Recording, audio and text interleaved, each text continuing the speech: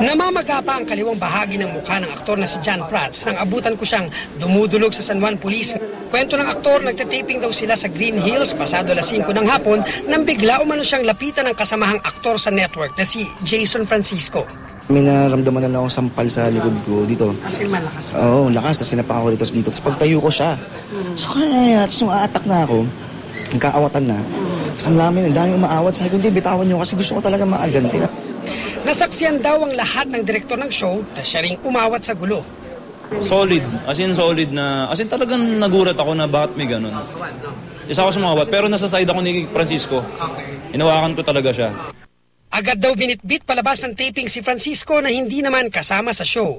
Si John Prats, blanco raw sa motibo ng panunugod at umano'y pananakit ni Francisco. Hindi raw niya alam kung may kinalaman ito sa show, kung saan kabilang ang nobya ni Francisco. Normal sa grupo yun ang nag-aasaran. Ako, inaasar niyo ako maliit, duwende. Comedy yun eh, di ba? So parang hindi rason yun. Plano ni Prats na sampahan ng reklamong physical injuries si Francisco. Cesar Apolinario, GMA News.